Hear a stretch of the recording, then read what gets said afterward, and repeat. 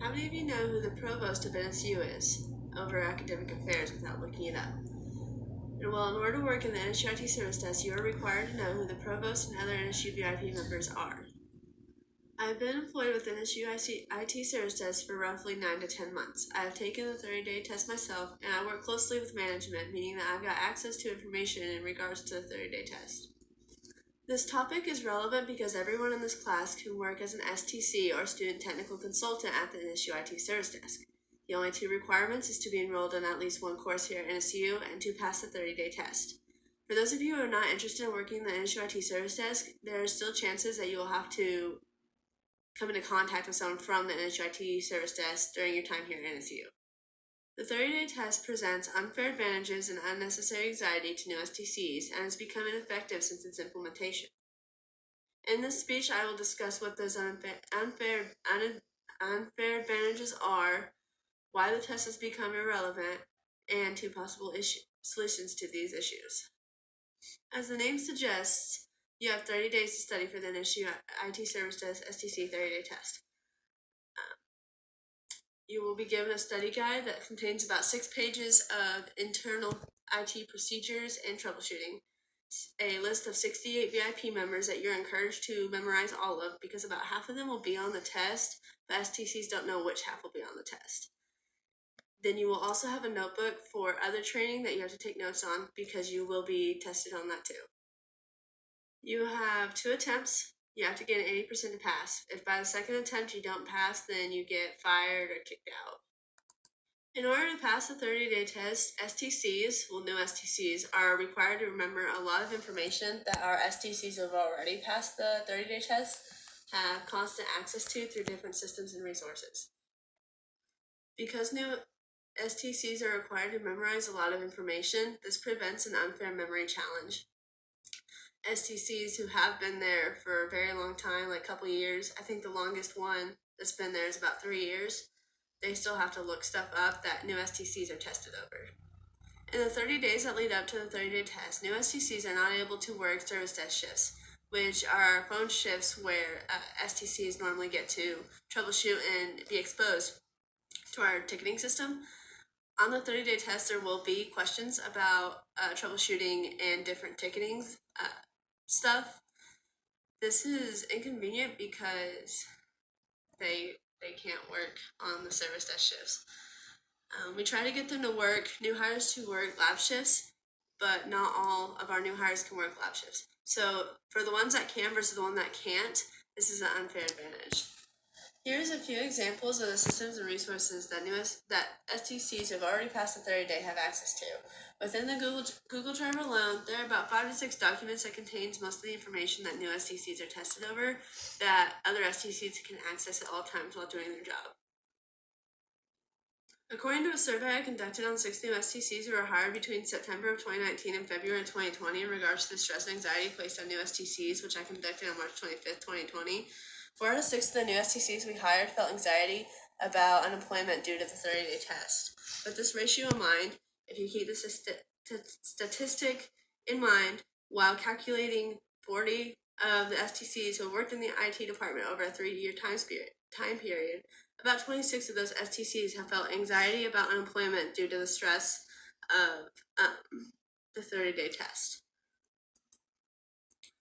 Now that I've addressed the issues that the STCs face, I'll address how the test is ineffective and a hassle to our management team.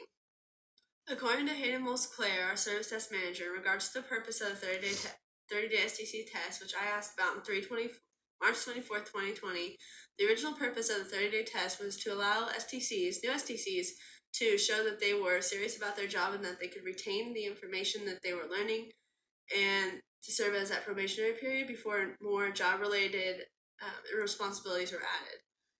Working as an STC, you have to take your job seriously or else you will get fired.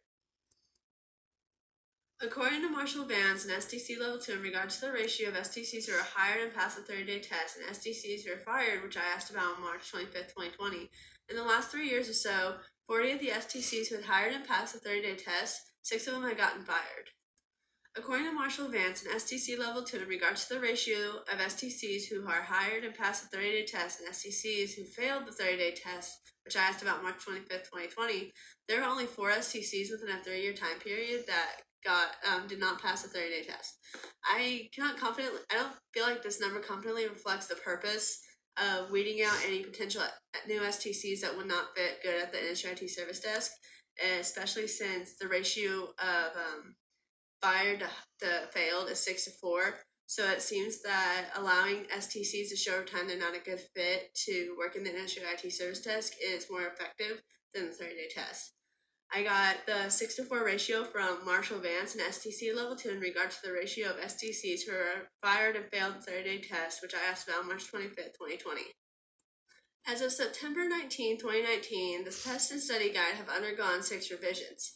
Due to the number of VIP that we have on our study guide, the test and study guide have to be updated a lot in order to correctly reflect the current VIP here at NSU. When the test and the study guide do not accurately reflect the current NSU VIP and titles, new STCs are expected to remember and apply incorrect information in the testing environment. Now that I've explained why the test no longer serves its purpose and why it's unnecessary, I'll present 2 possible solutions.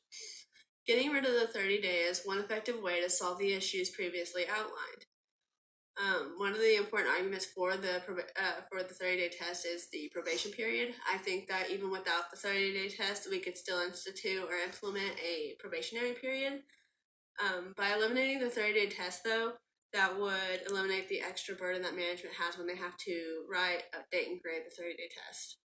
Making the 30-day test more hands-on IT related is a possible solution to solving the issues previously outlined. By getting rid of the VIP portion of the 30-day test, new STCs can focus on IT procedures and troubleshooting instead of paper and pencil format, which the 30-day test currently is.